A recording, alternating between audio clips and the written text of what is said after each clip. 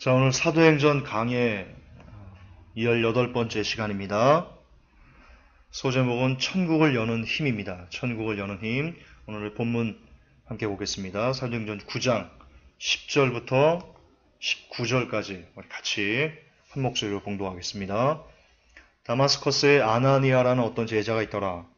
주께서 환상 중에 그에게 이르시되 아나니아야 하시거늘 그가 이르되 보소서 주여 내가 여기 있나이다 하매 주께서 그에게 이르시되 일어나 고든 거리라 하는 거리로 가서 유다의 집에서 사울이라는 5사람을 찾으라.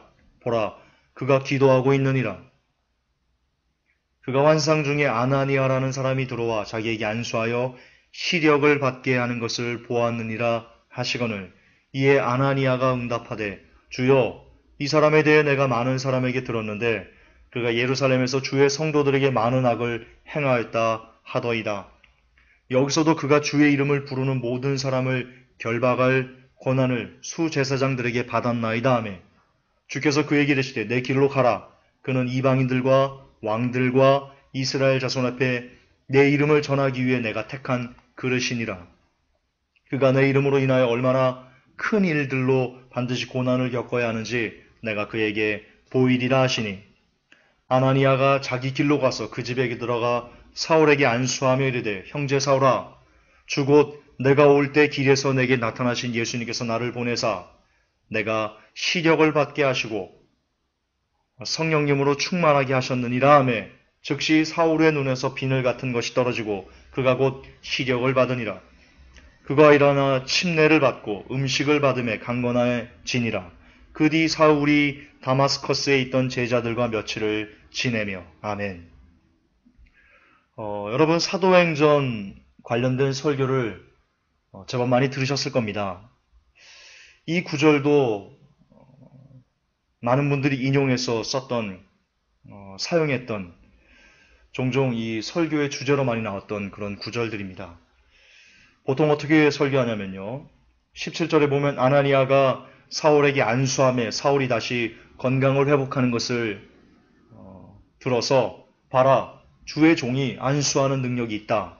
혹은 하나님의 사람이 안수하면 병이 낫는다. 이런 식으로 뭔가 이 사도행전을 통해서 신비한 어떤 역사적인 신비한 능력, 권능 이런 것들을 주제로 해서 설교하는 것을 우리가 종종 듣습니다. 아니 왕왕 듣습니다. 아니 매우 자주 듣습니다. 그렇습니다. 그동안 한국교회에서 사도행전을 통해서 집중시켰던 것은 이 사도행전에 나타났던 어떤 이적들, 표적들, 기사들, 기적들 이런 것들에 집중하면서 신비한 능력이 사람에게 나올 수 있다. 성령의 권능이 사람에게 나올 수 있다. 그래서 이 사도행전을 기반으로 신사도들이 어떤 희한한 그런 일들을 하는 그 대표적인 구절들이 사도행전에서 많이 끌어다 쓰고는 합니다. 그렇습니다. 사도행전은 주로 거듭 반복하지만 신비한 능력, 성령의 권능들이 단골 주제 메뉴였습니다. 그러나 사도행전에서 여러분들이 특히 지금 방금 읽었던 그 본문에서 우리가 주목해야 될 것은 아나니아가 사울에게 안수를 했더니 사울이 건강을 회복했다. 시력을 다시 찾았다. 안수의 능력이 있다. 라는 것이 아니라는 것을 저는 여러분들에게 오늘 주지시켜드리고 싶습니다. 여러분들이 사도행전에서 발견해야 되는 진짜 능력은 여러분들이 오늘 본문에서 읽었던 그 구절에서 발견하셔야 될 진짜 교훈은 하나님께서 우리에게 주고 싶은 진짜 배기는 전혀 다른 곳에 있습니다. 능력 거기에 있지 않습니다. 오늘 그것이 제가 여러분들에게 드리고자 하는 핵심 내용인데요. 그러기 위해서는 아나니아와 사울의 관계를 우리가 확인할 필요가 있습니다. 여러분 아나니아는 주의 제자였습니다. 물론 12제자는 아닙니다. 12제자는 아니지만 어쨌든 성경은 어떤 제자, 아나니아라는 어떤 제자가 있더라라고 됐습니다. 예수님의 제자입니다. 그런데 여러분 사울은 어떤 사람이었습니까? 사울은요. 교회를 파괴했던 사람입니다. 이 아나니아 같은 주의 제자들을 박해했던 사람들 그리고 아나니아의 동료였던 스데반 집사를 돌로 쳐서 죽이는데 1등공신 다시 말해서요, 이 사울은 아나니아에게 원수였습니다. 아주 철천지 원수였습니다. 부모 때려 죽인 원수만큼이나 큰 그런 원수였습니다. 왜냐하면 예수님께서는 분명히 하나님의 말씀을 듣고 지키는 자가 내 형제요 모친이요 자매다라고 말씀하셨습니다. 그것을 초대교회 성도들은 개념을 이해하고 있었습니다. 지금보다도 훨씬 더. 따라서 스데반 집사를 죽였다는 것은 아나니아에게 있어서는요, 자기 형제를 죽인 사람이 바로 사울이 되는 것입니다. 그렇습니다. 아나니아에게 사울은 자기 가족을 죽인 철천지 원수였습니다. 그게 아나니아와 사울의 관계입니다. 그런데 아나니아가 사울에게 뭐라고 하는지를 보십시오. 저는 너무 쇼킹했습니다. 뭐라고 하는지 보십시오. 형제 사울아라고 얘기합니다. 17절을 보십시오. 아나니아가 자기 길로 가서 그 집에 들어가 사울에게 안수하며 이르되 형제 사울아. 놀라운 겁니다. 놀라운 겁니다. 다시 아까 제가 방금 전 채트에서 말씀드린 것을 여러분이 상기해 보십시오. 사울과 아나니아는 사울의 입장에서 사울은 아나니아 입장에서 철천지 원수입니다. 자기 가족을 죽인 원수입니다. 자기 가족을 한두 명이 아니고 교회를 파괴했다는 것은 수많은 자기의 가족들을 핍박하면서 죽음으로 내몬 그 장본인이 바로 사울이라는 겁니다. 그런데 그 사울에게 아나니아가 뭐라고 말하는지를 보십시오. 형제 사울아! 여러분, 이것은 아나니아가 사울을요, 완전히 용서했다는 뜻입니다. 자기 가족을 죽인 사울을 완벽하게 용서했다는 것입니다. 여러분, 비근한 예로 요나 선지자가 있습니다. 요나 선지자에게 느느웨 성에 가서 회개를 외치라 했을 때 이 요나 선지자가 그게 싫었습니다. 이 요나는 그 니느웨 성에 있는 사람들이 용서가 안 됐습니다. 그래서 도망갔습니다. 그러다 물고기 뱃속에서 여러 가지 사건이 있고 나서도요, 3일 길을 행하면서 전해야 될 것을 하루 만에 확 100% 용서되지 않은 마음으로 요나 선지자가 회개를 선포했던 것입니다. 그리고 요나 선지자는 얼마 떨어지지 않은 그 언덕에서 이 니느웨 성이 어떻게 될 것인가, 여전히 그들을 완전히 용서하지 않은 그 모습 그대로 그 니느웨 성을 바라보면서 어떻게 되는지 그 결말을 지켜보려고 그렇게 여전히 비뚤어진 마음으로 그 성을 바라보고 있었습니다.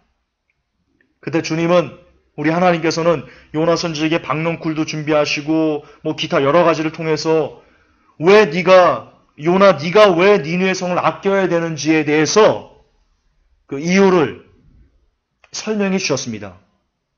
그래서 요나서에는 안 나오지만요, 요나서 4장까지 거기에는 안 나오지만 저는 그 뒤에 요나가 그 하나님의 교훈을 받고 니느웨 성을 용서해야 되는 이유가 있었구나라고 하면서 저는 결국 그 마음으로부터 요나가 니느웨 성에 있는 사람들을 용서했을 것이다. 저는 그렇게 나름 유추하고 있습니다.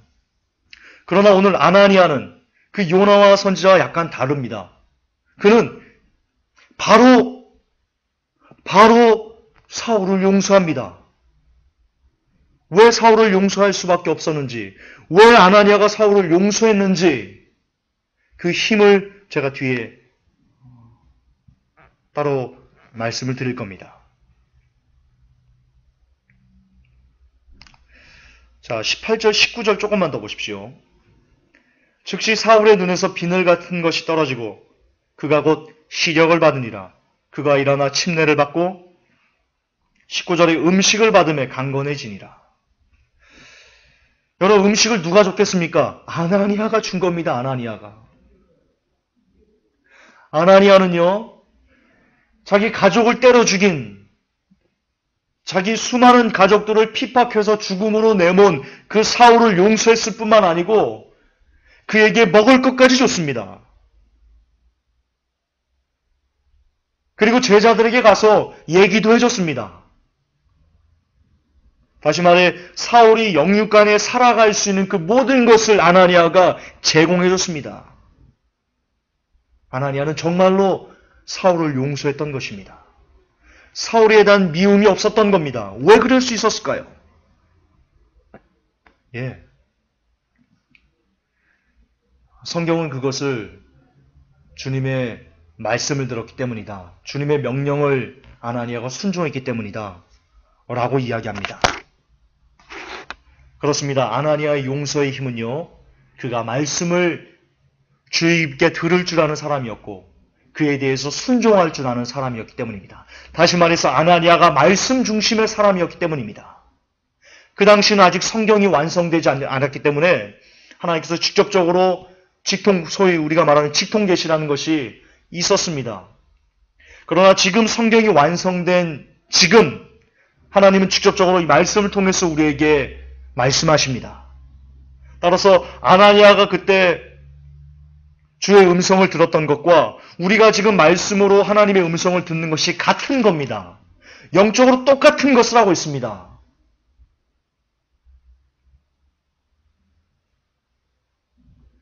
우리도 말씀의 사람이 되면, 우리도 아나니아처럼 말씀 중심의 사람, 하나님의 말씀을 잘 들을 수 있는 사람, 그 말씀에 순종할 줄 아는 사람이 될 수만 있으면 우리도 아나니아에게 쏟아져 나오는 그 용서의 힘이 우리에게도 용솟음 칠 것입니다. 또한 아나니아는요, 기도의 사람이었습니다. 왜 그러냐면요, 여러분 그 당시 제자들의 삶을 사도행전에 뭐라고 나옵니까? 베드로와 요한이 제9시 기도 시간에 베드로가 기도 시간에 옥상에 올라가서, 여러분 그 당시 제자들은요, 시간을 정해서 기도하는 기도의 사람들이었습니다. 아나니아도 어떤 제자라고 있기 때문에요, 그도 역시 기도의 사람이었다는 것을 우리가 크게 어렵지 않게 유추할 수 있습니다. 따라서 오늘 우리도 그분을 주군이라고, 선생이라고 모시고 우리가 그분의 제자라고 말한다면 우리도 역시 아나니아처럼 말씀의 사람이 되어야 되고 기도의 사람이 되어야만 합니다. 그러면 우리에게도요, 용서의 힘이 나올 것입니다. 여러분이 왜 아직 여러분들에게 못되게 굴었던 사람들을 마음으로부터 용서하지 못하고 그들만 생각하면 자다가도 벌떡 일으면서 이를 부득부득 가는지 아십니까? 왜냐하면 아직 여러분이 말씀의 사람이 되지 않았기 때문입니다. 아직 여러분이 기도의 사람이 되지 않았기 때문입니다. 답은 거기에 있습니다.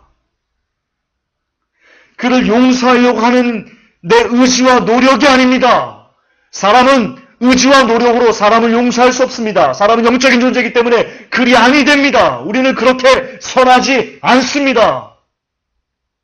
그러나 우리가 아나니아처럼 말씀의 사람이 될 수만 있으면, 우리가 아나니아처럼 기도의 사람이 될 수만 있으면, 기도와 말씀이 나도 모르게 내가 다른 사람들에게 미워하는 그 마음들이 사라지도록 기도와 말씀이 우리를 수술해서 우리가 그런 사람으로 변화되도 이끌어줍니다. 정녕 그렇습니다. 용서의 힘은 내 의지가 아닙니다. 우리는 진정으로 원수를 형제라고 부를 정도로 깨끗한 양심을 소유하지 못하고 살아갑니다. 하지만 말씀의 힘이라면 할 수 있습니다. 그게 기도의 힘이면 할 수 있습니다. 그게 성경에 증명되어 있습니다. 로마서 8장 13절에 너희가 육신대로 살면 반드시 죽을 것이로되 영으로서 몸의 행실을 죽이면 산다. 여기서 영이요, 성령입니다. 성령님이면 우리 몸의 행실을 죽일 수 있습니다. 성령님이면 용서할 수 없는 사람을 용서할 수 있는 힘이 우리에게 주어지도록 그렇게 해주실 수 있으십니다. 이것은 성령님의 은혜이자 성령님의 능력입니다. 우리가 그분의 힘의 능력을 더듬지 못하면 우리는 어떤 사람도 용서할 수가 없습니다. 할렐루야. 아직 여러분 용서의 힘이 부족하십니까? 거듭 반복하지만 그 사람만 생각하면 주먹이 불끈 쥐어집니까? 아직 여러분이 성령님의 사람이 되지 못했다는 증거입니다. 정녕 그렇습니다. 주님은 우리에게 용서를 명하셨습니다. 성경 보십시오. 마태복음 6장 14절 15절 너희가 사람의 과실을 용서하면 너희 천부께서도 너희 과실을 용서하시려니와 너희가 사람의 과실을 용서하지 아니하면 너희 아버지께서도 너희 과실을 용서하지 아니하신다. 여러분들이 여러분들에게 죄 지은 누군가를 마음 중심으로 또 용서해 주지 않으면, 그를 보내주지 않으면 하나님도 절대 여러분들의 죄를 용서해 주지 않으실 거다라고 예수님께서 분명하게, 너무나 명확하게 말씀해주고 계십니다. 누가복음 11장 4절에도 우리가 우리에게 죄 지은 모든 사람을 용서하오니 우리의 죄도 사하여 주옵시고 우리를 시험에 들게 하지 마옵소서. 주기도문입니다. 주기도문에서 이런 식으로 기도하라고 말씀하신 예수님께서 뭐라고 하십니까? 우리가 우리에게, 저에게 누가 죄를 졌습니다. 그것을 제가 용서해주지 않고 계속 마음에 이 자식 넌 두고 봐 이러고 있으면 하나님은 절대 나의 죄를 용서해주지 않으신다라고 예수님께서 주기도문에서 그렇게 가르쳐주고 계십니다. 마태복음 18장 35절에도 너희가 각각 중심으로 형제를 용서하지 아니하면 내 천부께서도 너희에게 이와 같이 하시리라. 이와 같이 어떻게 하신다는 겁니까? 용서하지 않으신다는 겁니다. 즉 우리가 우리에게 죄 지은 사람들을 용서해주지 않으면, 그들을 보내주지 않으면 여러분들에게 천국은 없다는 것입니다. 우리에게 천국은 없습니다. 나에게 천국은 없습니다. 용서해야지 갈 수 있는 나라가 바로 천국입니다. 그렇습니다. 천국을 여는 힘은 용서였습니다. 할렐루야. 회복의 성도 여러분, 지금 마지막 때가 다가오고 있습니다. 시시각각 뉴월드오더의 정체가 발각되면서, 아니 그들이 자신의 존재를 드러내면서 이제 빠르게, 매우 빠르게 마지막 때로 치닫고 있습니다. 이제 곧 인류 최후의 대환란이 열릴 날이 곧 당도할 것만 같습니다. 그때 여러분들이 하나님께 부름을 받을 수 있는 유일한 길은, 여러분이 하나님의 부름을 받을 수 있는 힘은 어디에 있습니까? 용서에 있습니다. 여전히 용서하지 못한 마음으로 하루를 살고 계십니까? 그렇다면 기억하셔야 됩니다. 당신은 남으실 것입니다. 당신은 남아 순교할 준비를 하셔야만 할 것입니다. 대환란이 무섭거든 용서하는 삶을 사시기 바랍니다. 지옥이 두렵거든 여러분 마음에서 모든 분노들을 내어버리고 여러분을 억울케 했던 모든 사람들에게 넉넉한 웃음으로 용서의 미덕을 보여주셔야 할 때입니다. 그래도 용서가 아니 된다면 다음을 생각해 보시기 바랍니다. 여러분이 하나님 앞에 지은 죄를 생각해 보십시오. 내가 하나님 앞에 지은 죄를 생각해 보십시오.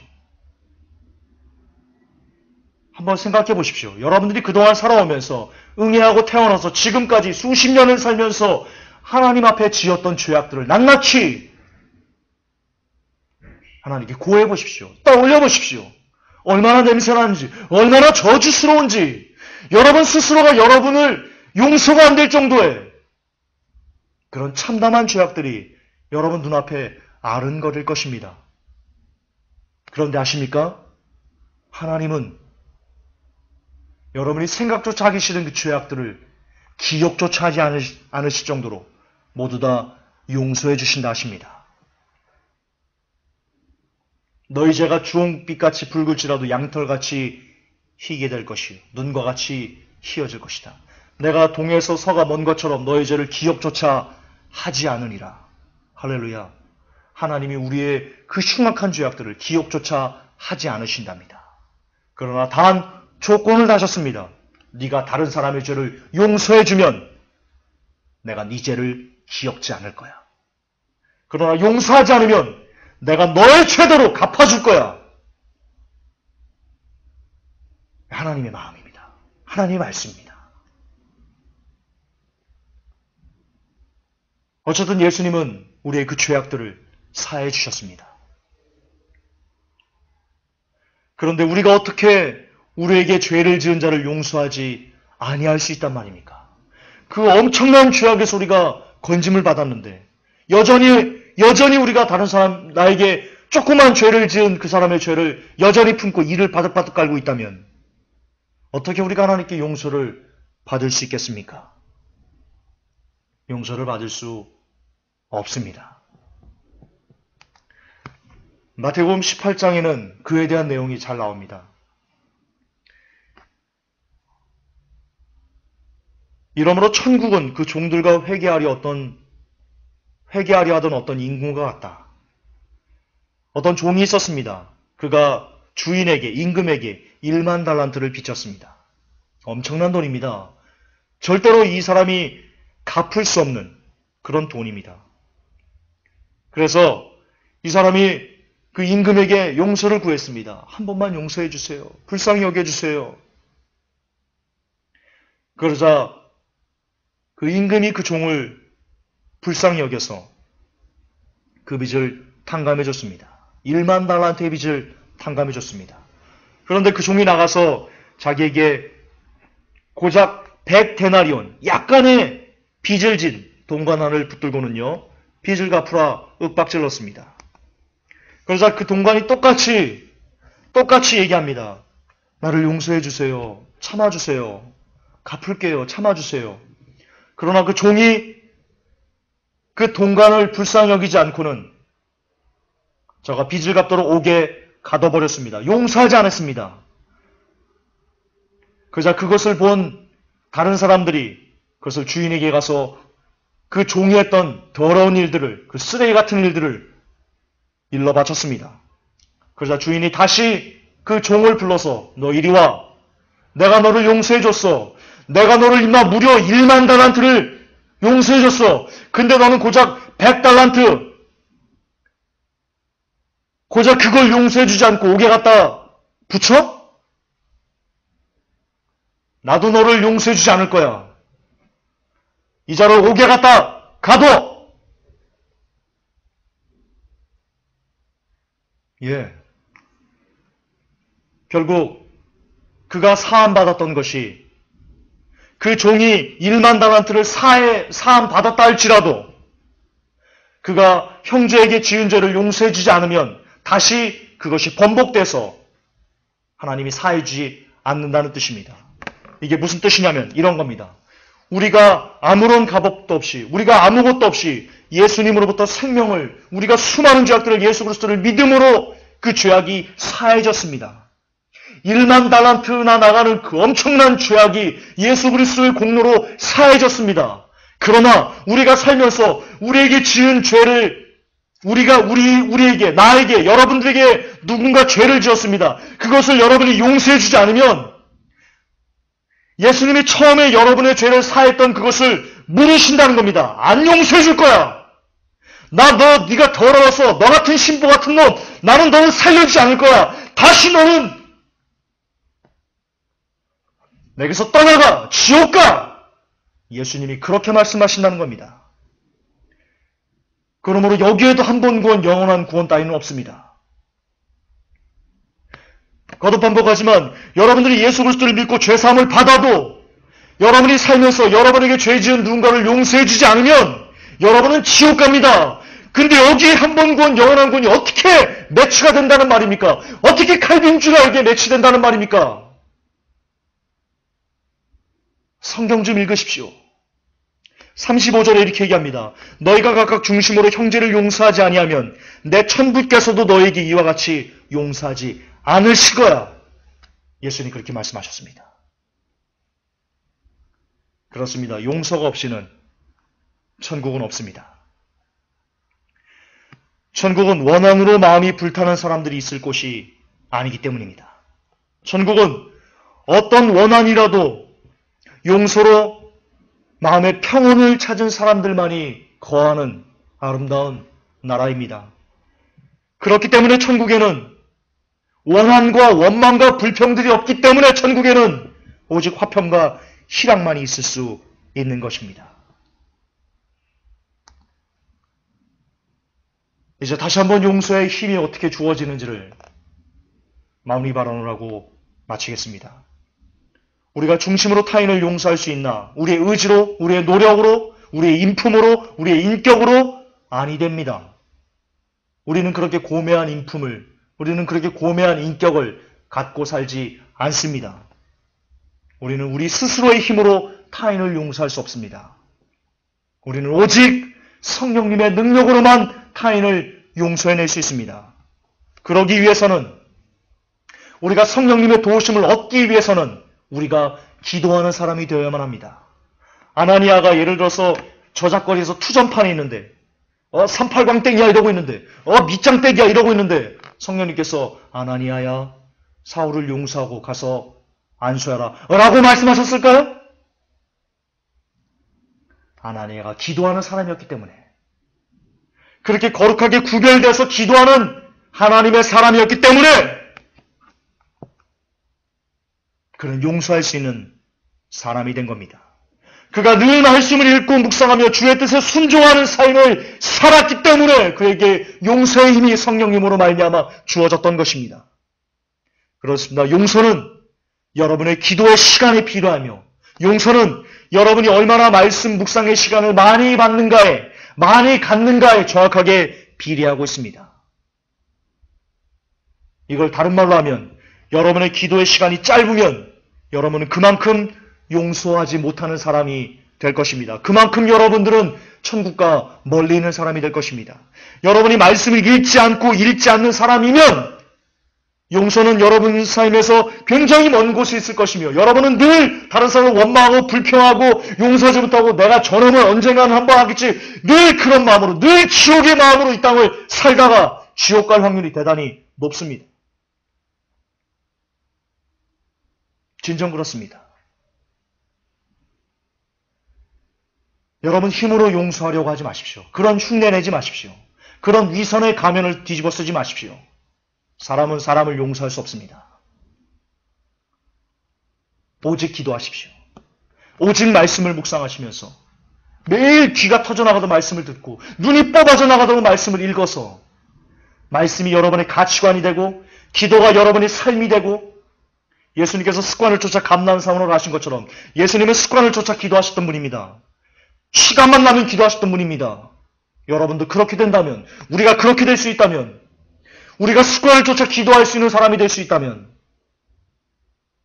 그래서 성령님이 온전히 우리를 지배할 수만 있다면, 그 성령님의 능력으로 말미암아 우리는 진짜 이 땅에서 우리에게 죄를 지은 사람들을 넉넉하게 용서해주는 사람으로 그렇게 바뀌어질 것입니다. 그렇게 거듭나게 될 것입니다. 그리고 그렇게 되면 우리에게 죄 지은 사람들을 우리가 그렇게 용서해낼 수만 있으면 여러분, 천국은 여러분의 것이 될 것입니다. 하나님, 우리가 살면서 너무나 많이 용서하지 못하고 내가 저놈을 언젠가는 하면서 이렇게 이를 바득바득 깔면서 삶을 삽니다.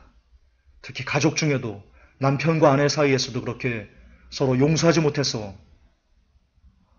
눈을 부라리며 꼬투리만 잡으려고 하면서 살아가는 경우도 비일비재합니다. 자녀와 부모 간에도, 형제와 형제끼리도, 형제와 자매끼리도, 그리고 성도 안에서도 내가 저 김 집사를 언젠가는 한번 손봐줘야지 라고 하는 그런 지옥의 마음으로 살아가면서도 예배드렸다고, 주일 성수했다고, 천국 간다고, 한번 구원받으시 영원히 구원받는다는 그런 쓰레기 같은 사고방식에 길들여서 오늘도 우리가 종교 노름에 취해 있습니다.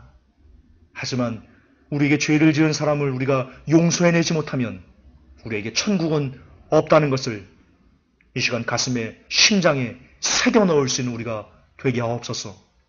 그래서 진짜 하나님께서 명하신, 하나님께서 요구하신 우리에게 죄 지은 자를 우리가 용서해낼 수 있는 그런 성령의 사람으로 바뀌어질 수 있도록 인도해 주시옵소서. 그런 변화된 사람이 되기 위해서 오늘도 미친 듯이 기도하게 하시고, 미친 듯이 말씀을 읽고 기도와 말씀으로 온전히 새로운 사람이 되어질 수 있도록 은혜 베풀어 주시옵소서. 우리 주 예수님의 이름으로 기도하옵나이다. 아멘. 주님 감사합니다.